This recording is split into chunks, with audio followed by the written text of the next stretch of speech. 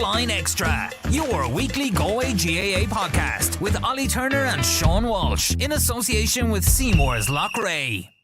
Welcome on in to another edition of Over the Line Extra. It's a Thursday where you look out the window and you think to yourself, how in the honour of God are we talking about sport this weather with temperatures deep into the minuses? Let's hope that improves a little bit for the weekend, because we have one more big game to look forward to. And joining us in studio is our very own Sean Walsh. We'll be chatting in a moment to Cyril Farrell about St Thomas's hopes of getting through to an All-Ireland club final in the new year, and to Claude, chairman of the hurling committee. Because Sean, let's face it, Galway got another big kick in the teeth last week.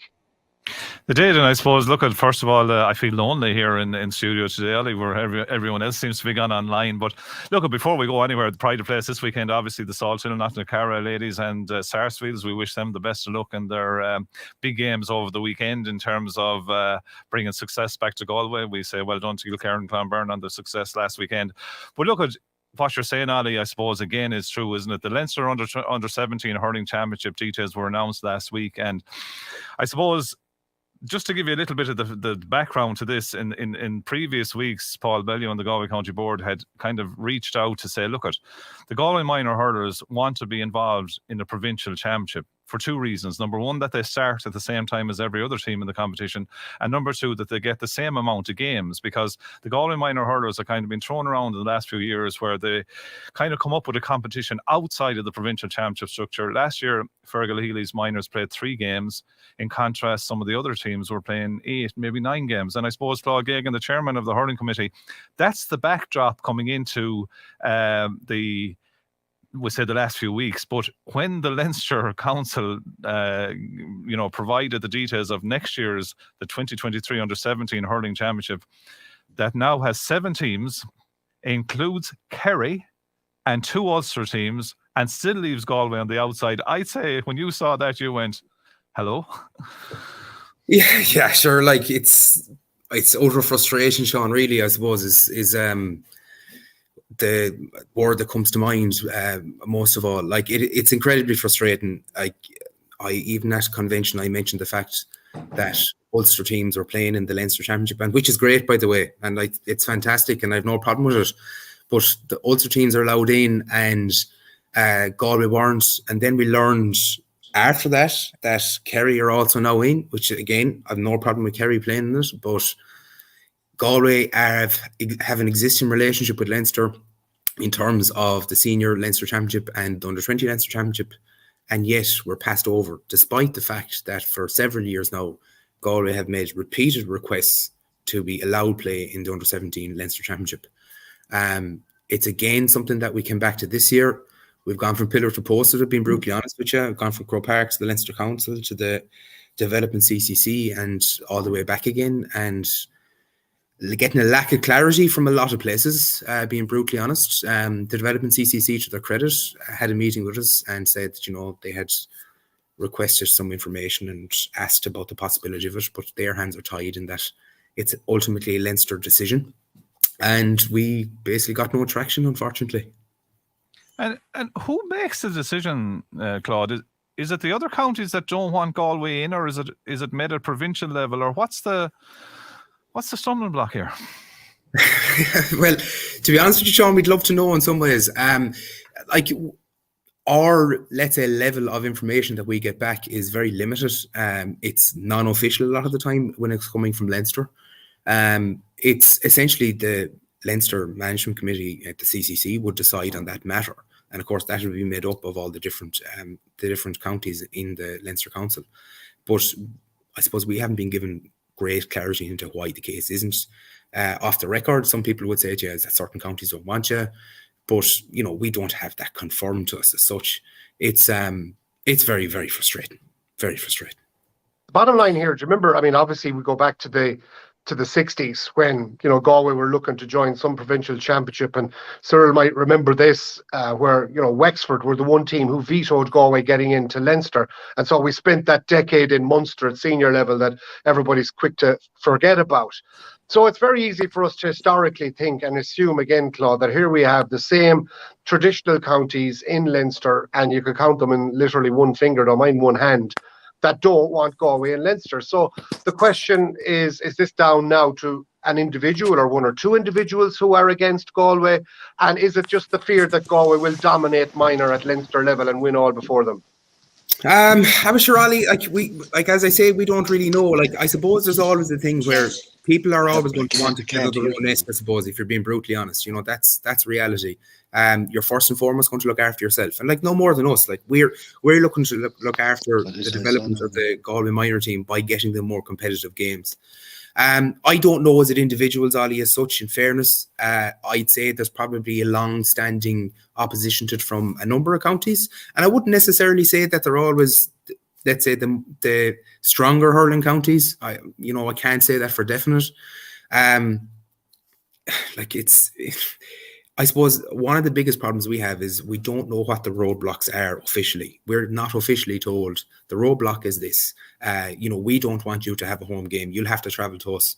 We haven't been told any of that. It's just, we've been said it's not happening. And like that's as nearly as big a frustration as not being let in the first place, in the lack of clarity as to why we're not letting. Particularly as I come back to what I started with, particularly when you see, Ulster counties in and Kerry in. As I said, I have absolutely no issue with those counties playing the Leinster Championship. It's no different than if we were playing it.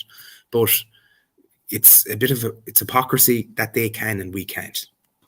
And even Claude, if you look at the structure right now, it doesn't make sense that our senior team, who, let's face it, and let's call this straight, have saved the Leinster Championship, and Galway's inclusion in the Leinster Championship has re-energised that championship, right? But Galway at senior level are in a provincial system that now is in the round robin basis, right? Our under 20s, and you're going to tell us a little bit more about this as we go on, are in Leinster. Only got the one game last year, but I believe there's now a new format coming in that for the under 20s are going to get more games starting next year. And then you have the minors, same counties, but still outside the loop. Like, it just does not make sense. And I suppose Ollie brought up Munster there, and I know Paul Bellew, put that out there a few months ago. Is even Munster now an option, perhaps, for Galway? As crazy as it seems. Yeah, we didn't discriminate against the notion of playing in Munster at all. We basically told Croke Park that we want games for our minor team, and if that involves playing the Munster Championship, so be it. The information we have is that I think the discussions in Munster level, I think, were a bit more substantial, at least. It didn't get over the line, but I think there was a genuine discussion about it and about the possibility of it. And it's the first time, I suppose, in a long time that has been broached, I should say, about the possibility of playing in Munster. But I think conversations, they were a bit more proactive than even in Leinster, even though it didn't happen. Which, I keep coming back to the same words. It's frustration, like massive frustration. And you mentioned the under 20, in fairness to the Leinster Council, and, I'll give credit where it's due. They have an excellent championship at senior level with the round robin for this coming year now. To just go through that with us, Yeah, so the under 20 championship for the coming year is they've set up a fantastic one. I suppose on the back of the way the under 20 was ran in Munster last year, where you had 2 groups of 3. In the Leinster Championship this year, you've it's tiers now. You have a tier 1 with 4 teams, and you've a tier 2 with 8 teams. And I suppose tier 1 would be what we consider the stronger hurling counties in Leinster at the moment, in that Dublin, Kilkenny, Wexford, and Galway. And they'll all play in a group together. They play 3 games together in that group. And after that, the top 2 teams are playing a semi-final, and the next 2 teams are playing a quarter-final. So in essence, our under-20 team are guaranteed 4 matches this year, which is fantastic. It's exactly what we wanted. It's exactly what we're looking for. And in fairness to the Leinster Council, they have listened. I think they have listened to the rest of the counties in Leinster too, to their credit, and said that, this is a development competition that needed looking at and that needed redrawing. They've done that. They've brought about a fantastic competition, I think, on paper for next year. So I suppose it only heightens the frustration in some ways, because you can see such a good job can be done for one grade, and then for another grade, you're just going, what's the issue? I suppose I wanted to give them credit for that, because they have listened on the under 20 and made a big difference. But the continual opposition at 17s is just mind-boggling. And it's even more mind-boggling is the fact that, you mentioned that it's a development grade.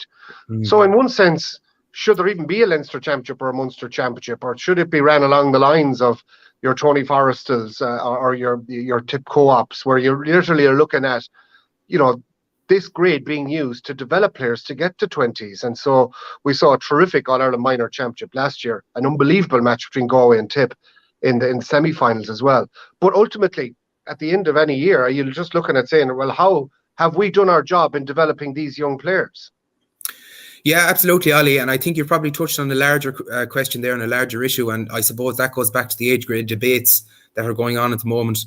Like the developing CCC, who actually run the minor competition, let's say, I would say that they would be of a mind to perhaps look at that. But, that's clashing obviously with the provincial councils. But like the provincial councils should be in a position to run a good championship. All you have to do is look at the minor football championship in Connacht last year. Like, that was a fantastic championship. The amount of games that players got at that level to develop, and obviously we've seen ourselves in Galway, the way that our own team came on with all of those games. Like, they improved at every game as they went. And like, the scope should be there for the provincial councils to still put in place a championship that helps develop players. And isn't that the point, effectively, if you were talking, if the four of us have to sit down in front of an under 17 player or now an under 20 player, you can now say to the under 20 player, listen, you're going back into the gym now, you're starting your prep, but at least now you have 4 games versus what happened last year where you lost an extra time to the eventual winners after 1 game, right? But if you were talking to an under 17 now and you've hit it there, I mean, was it 8 games, Ollie, that the minor footballers played? We said they lost 3 games in that, so they got a chance. Yeah, nine in total, Sean. 9 in total. The point is interesting because there was such a difference between the Galway minor team in the All-Ireland final against Mayo than the Galway minor team. They got hockeyed by Mayo in the first round robin game in Tuam. And there wasn't a huge differential in personnel, but in terms of the management and how they trained and coached these lads, I don't think there was ever a championship where you had such chalk and cheese. Of the 9 games, Galway lost 3 and won 6. But the point is, how much better are all of those guys? Yeah.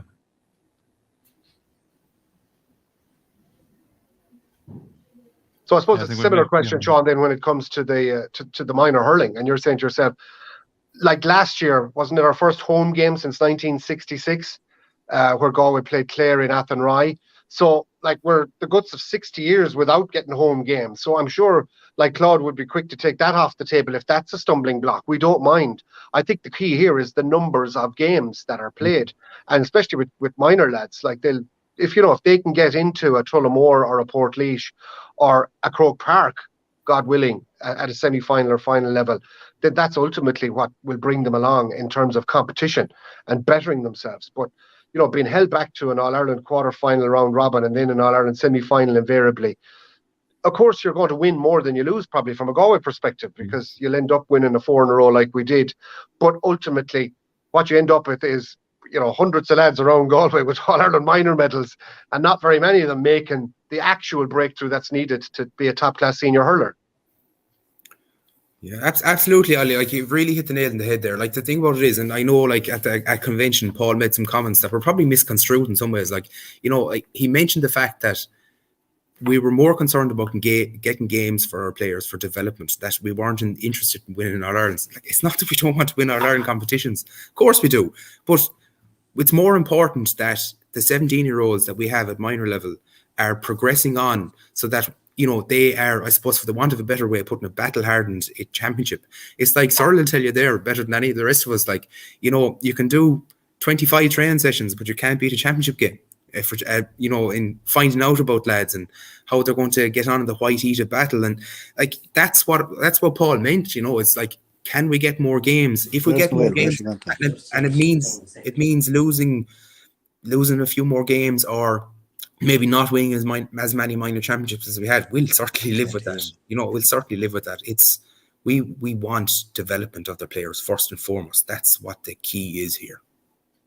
And where is this likely to go now, Cyril? I mean, you'll have some reactions to say, look at pull Galway out of Leinster again. I don't think that's not going to be on the table, I would imagine. But what are the steps now? What can ye do in terms of what we're looking at here? And the graphic we put up is the Leinster Under-17 Championship format for 2023. So that seems to set in stone. So where can you go now?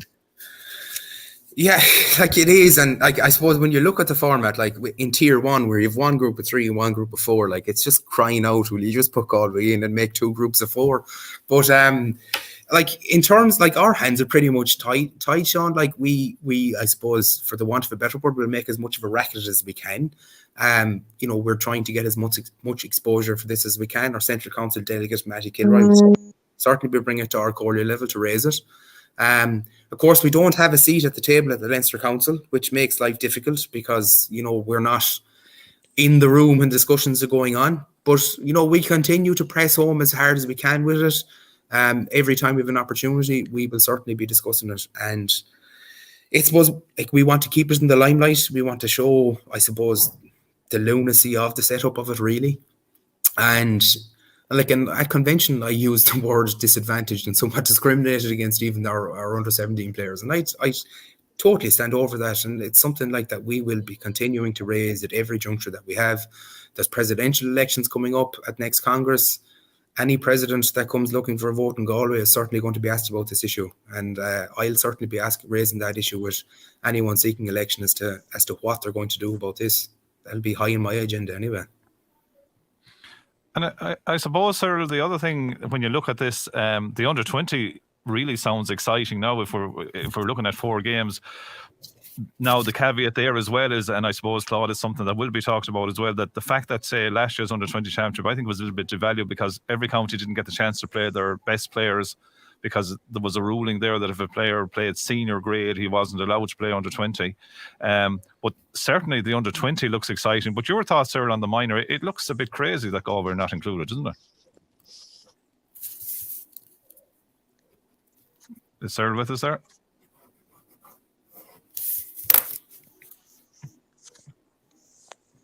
Okay, I don't think Cyril is with us. But that is the point. Going back to that point, Claude, in terms of the under 20 having full use of their squad, is that likely to be discussed at Congress level, do you think? Yeah, we're certainly hoping so anyway, Sean. Like I know like a lot of counties raised it, or raised it last year. I know Limerick certainly had a prominent case of it. We had a few prominent cases ourselves. Yeah, like it's I suppose the concept of it in the first place, you could understand about wanting to protect players and all the rest of it, but like it's showing a lack of, I think, a lack of respect for management teams in respective counties about the under 20 setup and the senior setup, that they can't have, that they can't manage a player. Like nowadays, all of these players' training is tracked so well. Everybody, the GPSs are on them. They know exactly what they've done. They've top quality S&C available to them. They know when they need a break and when they don't. It's showing a lack of respect, I think, towards counties about how they manage and treat their players. Like, you're not talking an enormous amount of players here. For ourselves last year, I think it was 2 players that were caught up with it. And like, it was a terrible shame for those 2 players and for the under 20 squad.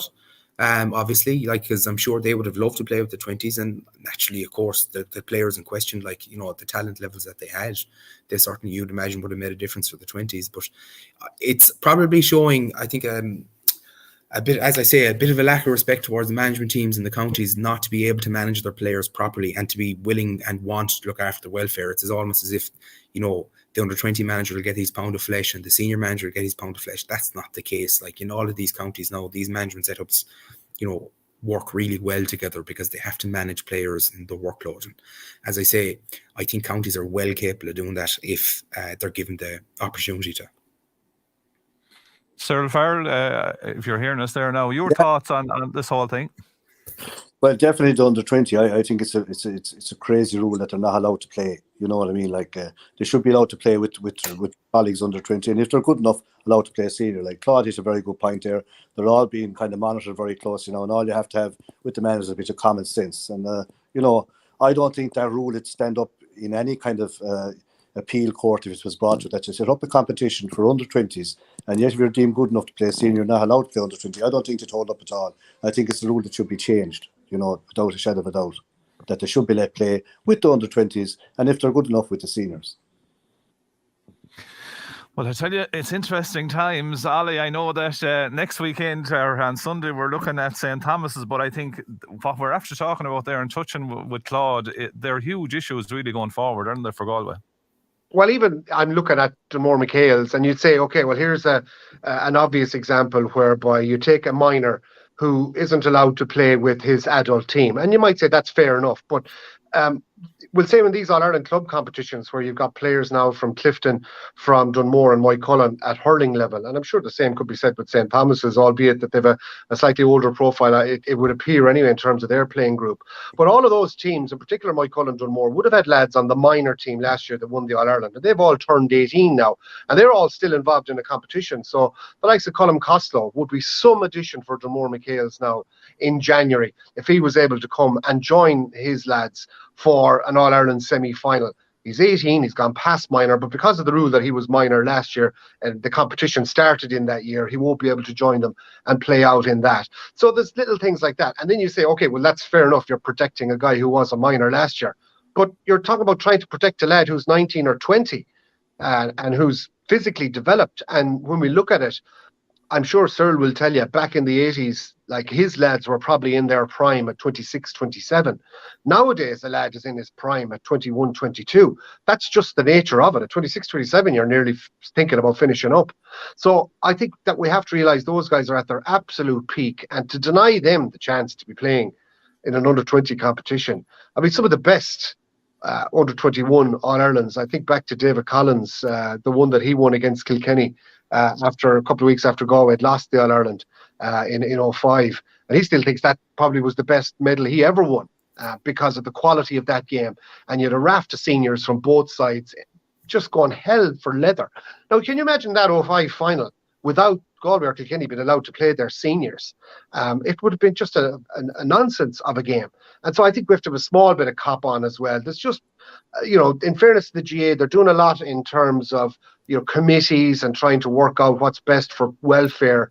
But then they go over the top completely, and some guru decides to make a decision here that maybe on paper makes some sort of sense, but in a reality makes none at all, and has an effect on the actual merits and integrity of the competition. Because whether you like it or not, the under-20 All-Ireland champions should be the team with the best group of under-20s, not with an asterisk beside it to say, oh, by the way, we're also missing 2 or 3 of our seniors because they couldn't play, or the opposition for the same token. So just a small bit of cop on is needed at committee level, at national level, at GA. But they'll always find some way to shoot themselves in the foot when it comes to that. But I'd like a little bit of leeway as well when it comes to those players coming out of minor in these All-Ireland competitions in particular, where it's a new calendar year, they're a different age now, and albeit the same competition that they started in 9 months previously is still ongoing. It would just add so much to it if they had an extra lad or two to come into the mix. The same would go for the likes of Daniel Cox, Moycullen. But anyway, that's my little tuppence halfpenny worth coming into the All-Ireland football semi-finals.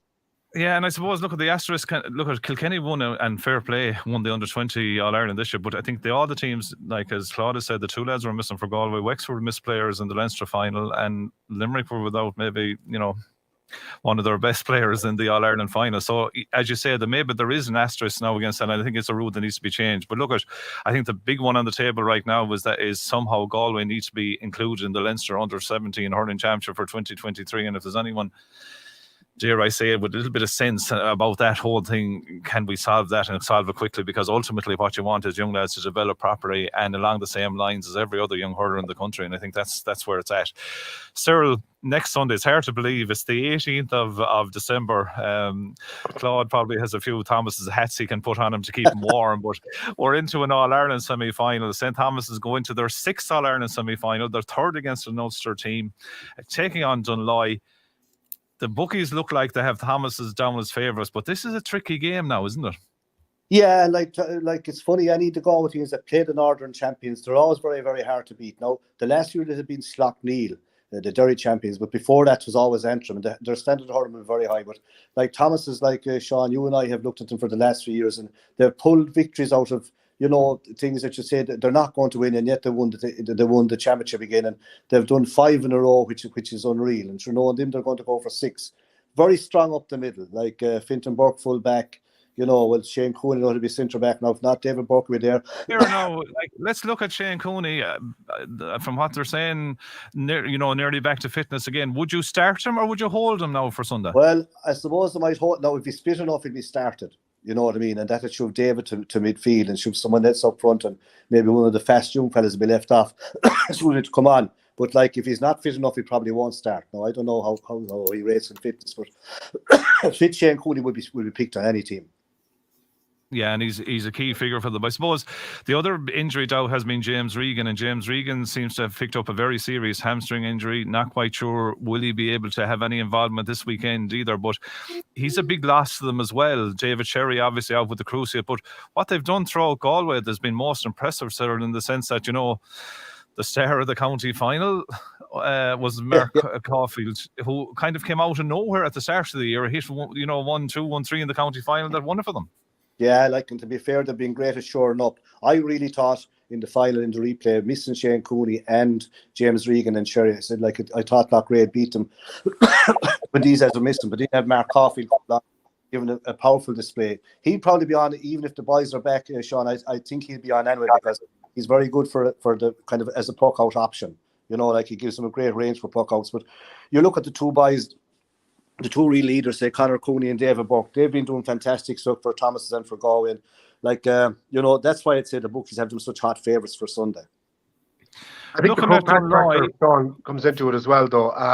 It kind of reminds me a bit of the FA Cup semi-finals 20 years ago when they decided to play them in Wembley, and you were kind of going, the whole point of getting to an All-Ireland club final was getting the chance to play in Croke Park. I'm just wondering, Cyril, how big a factor is the fact that the semis are on in Croke Park, and that if this was a Parnell Park, things might be a bit tighter in a lot of people's eyes as regards the chances of Dunloy causing an upset against Thomas's? Yeah, well, the feeling, Ollie, that's right. The feeling would be that the better hurling teams would fancy the bigger pitch now. There's no doubt about it. Like Croke Park is a fantastic pitch. And the funny thing about Ollie is this, that if it gets a bit of rain, Croke Park, instead of slowing down, will actually get faster. Like with the surface on it and the kind of the underground kind of system that they have, it actually gets faster, not slower. So I think it'll suit Thomas's. Now, look, Dunloy are hard to beat. They're missing a few players the last day against Schlockdeal, and they'll probably have them back. They're proud. Like Antrim are very big. Those that are into hurling Antrim are very proud hurling people, and they like playing the likes of Galway clubs, I think, because Galway won't try to close them down. They'll play their own game. But you'd still have to expect Thomas's to come through, because what's happened with Thomas's, when someone doesn't turn up, there's a different player turning up the last day. And the biggest thing of all was Mark Caulfield the last day, who was scored 1-3, in his first real kind of start for Thomas's, usually someone else will pop up. Dara Burke is probably due a big one. I think he postponed his wedding. We want to wish him the best luck, himself and Sean Healy. But these guys, they're hurling people to the last. And the one thing that Thomas's haven't done that the Portumnas and Sarsfields and Kiltormas have done is put kind of them back to back. They deserve more All-Ireland titles after winning 5 county finals. And I think after last year, they're on a mission, and it just happens that the Antrim champions are now on the way, but I'd expect them to be in the final in the end of January. And I suppose, Claude, Cyril mentioned it there. I mean, Dara Burke was to marry Sean Healy. I think it's gone back to next Thursday now, but at the end of the day, doesn't that just give you the idea of the logistics for the club players? I mean, there's so much effort goes into it, but then something like this, the All-Ireland semi-final comes along. Thankfully, everything has worked out, but it gives you an idea of how difficult it is for club players now to meet every criteria in terms of the length of season, and whether it's short season, close season, or whatever. It is, yeah. So there's massive demands placed in them. Like club hurling, at the higher echelons of it, which thankfully we have in Galway. It's a great championship. That those players, what they're doing at club level isn't a million miles off what people are doing at county level in terms of their own preparation, the time and effort that they're putting in, and it does require big sacrifices. And as we've often associated with intercounty, the club lads are putting in big sacrifices now, and I suppose Sean and Dara were one of the bigger ones put in lately.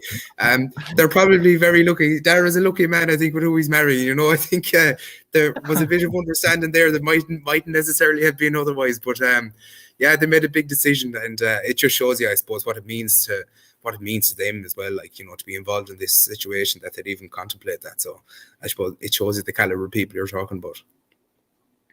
The other thing that obviously everyone is talking about as well is clashing with the World Cup final, and whether we like it or not, there's youngsters all over the world, don't mind all over Ireland, who are going to be completely obsessed with Mbappe and France going for a second successive World Cup final, or is it finally going to be Messi and Argentina's turn? And unfortunately, is that going to take away, Cyril, a bit of the national spotlight and what should be a great occasion of 2 All-Ireland club semi-finals? You know, I don't think it will. I know what you're saying, and we'll be kind of into all sport. But look, if you have a club team and you're involved in an All-Ireland semi-final and you want to get to an All-Ireland final, I don't think anything else to take precedence over that. You know, like, you'll be so focused on that. Like, especially the Thomas lads after getting caught last year. They've been focused all year. Okay, they'll take it game by game, which they had to in Galway, because as Claude said, the standard is high, game by game by game. But now they're back where they wanted to be, say, nearly this time last year, and they'll want to get the next step. And I don't think if there was 10 World Cups on, that'd be the soccer or rugby or beyond, nothing is going to, they're so focused on this one win. It puts pressure on them, but they'll want to get over this one to get into the final. Yeah, I could see you'd be a very brave GA man now to get up and leave straight after Thomas's of Dunloy, that you want to go off to watch the World Cup final in the Croke Park Hotel and not wait for Ballygunner and Ballyhale. I'd say you'd be stricken off the register. Yeah, well, you know, that'll be a great one. Like, and the Thomases, hopefully they'll have the game won at that stage, and they'll be interested to see who comes through anyway. But I know their dream would, I suppose, would be that Ballyhale would come through and have a repeat of last year's semi-final, which was a fantastic game. Let's talk about that second semi-final, lads, as well. And Sean, we'll get your perspective on the history. Because we talk about Ballyhale, but sure, Ballygunner are there nearly as often when it comes to the last four. And it was incredible to think that was only their first ever All-Ireland last year. What kind of a build-up, Sean, is there in Kilkenny and in Waterford in particular ahead of this game? Because I suppose for a lot of Ballyhales, they kind of robbed Thomas's and then had the final robbed off them. Whereas for Ballygunner, they've been knocking on the door for so long. There must have been some relief at the way they won it. And the fact that the winning goal came so late, Ballyhale hadn't time to come down the field to draw it. Well, was there so many parallels between, you know, the hurling year started down in Thurles with that All-Ireland semi-final last year where, you know, Thomas has got their pocket picked with TJ's last-minute goal from the free. Then it was ironic in the All-Ireland final when Ballyhale looked to have done enough that they were caught by the last-minute goal.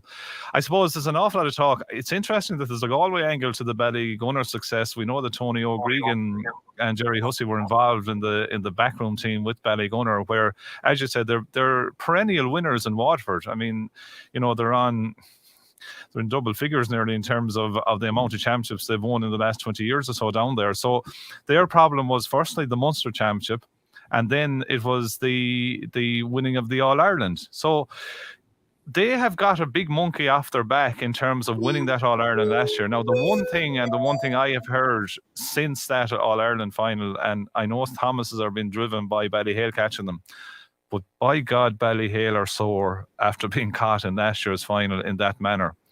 And even reading snippets from the likes of the Conan Fenleys and the Joey Holdens, guys who went away for the summer and all that, but they had this focus to get back into Kilkenny, win the Kilkenny Championship, win the Leinster Championship, and earn the right of passage to get back to Ballygunner.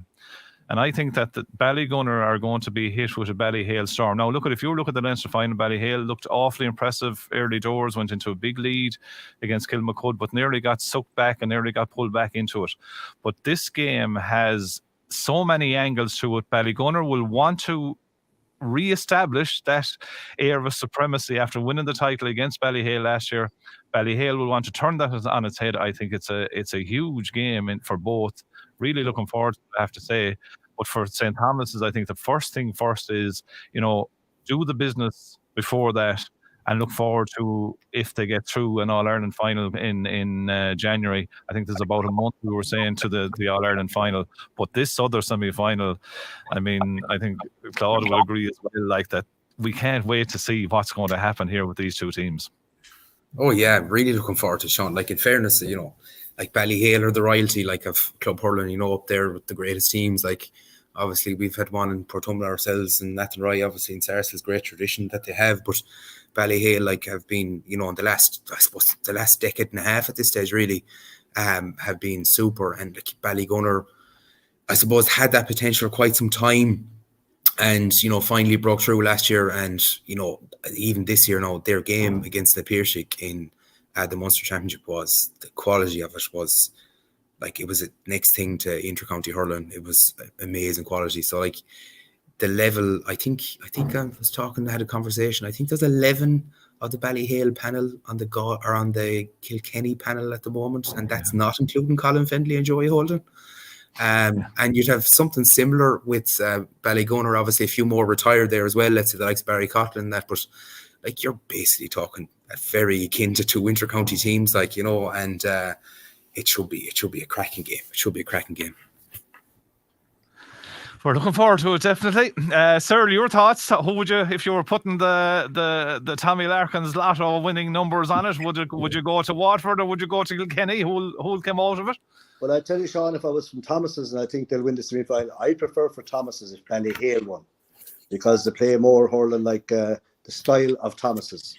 Whereas Ballygunner have very possession game and a kind of a running game, hard enough to kind of pin down, and they play a little kind of more like a football team really, and they're very, very good at it. But I have to smile during the year. I agree with you to say, in Ballyhale, every time during the year they've been interviewed, they keep talking about getting caught in the last puck of the game with Ballygunner, but like they're forgetting their own game against Thomas's. They're also forgetting the game against St Rivals in the Leinster final, when the last puck they got a goal to draw level and then they won the extra time. They're kind of blotting out in 2 games. To me, Thomas has played their best game of hurling last year. Now, it is ironic to think they were beating it, but if they produce that form again, it doesn't matter who gets through. But for Thomas's, I would like to see Ballyhale getting through and having a fantastic final against Thomas's. But Ballygunner were probably slightly favourites. But you know, the Kilkenny lads, they're very good on the big day of doing the simple things well. And like Claude is right there. Most of these guys are on county panels. But Claude, to be interested to see how many of them will be on the teams. Though. Like you see, the panels are getting bigger and bigger. You'll find that wherever about the Ballyhale lads being on the team, a lot of the Waterford lads mightn't be on the Waterford team. There'll be a lot of them in there, but you know, there won't be as many as you think on the team. But look, it promises to be a great weekend. I know the crowd will be down a bit because of, say, the weather, the Christmas shopping, and the World Cup. But like the true gays will be there. Like, and you know, if you can win a semi-final, you know, it makes the turkey, even though it mightn't be eaten too much, it still makes it'll taste sweeter anyway when you're onto it.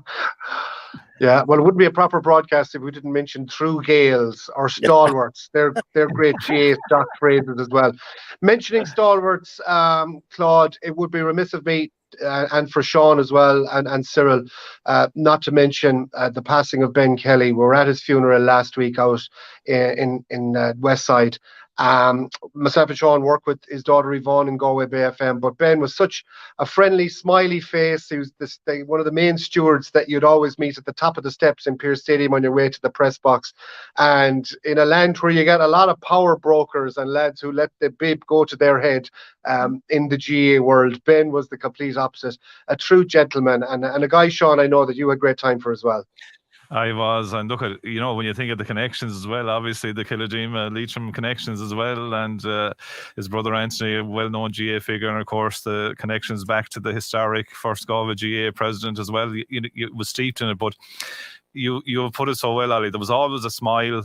There was a love of the game, wasn't there? And I think an older man once made the statement to me. He said, you know, you judge someone by what they leave after them. And, you know, throughout the funeral and since then, anyone that talks about Ben Kelly, it has been in glowing terms, which I think in its own way just is a fitting tribute to the man. Yeah, well done, Sean. And thanks to Claude and to Cyril. We will sign off, Sean, by wishing Sarsfields the very best as well. They found a way to win last weekend in that incredible All-Ireland semi-final against St Vincent's, and we wish them well as they go back-to-back as well. Another great former Sarsfields man in Hopper trying to lead his charges to another All-Ireland title, and to the Salt and Knocknacarra women as well. I think it's nearly time, lads, that we took a break from Over the Line Extra for a week or two to recharge the batteries. And any turkey you're not eating, Cyril, send it our way, or definitely Claude's way, because it won't go amiss as well. Happy Christmas to you, Claude, and to Cyril and all your families as well, and likewise to you, Sean. Same to you. Bye bye. We'll see you all back again early in the new year. Thanks a million for watching. Thanks, lads. Bye now. Over the Line Extra, your weekly Galway GAA podcast with Ollie Turner and Sean Walsh in association with Seymour's Loch Ray.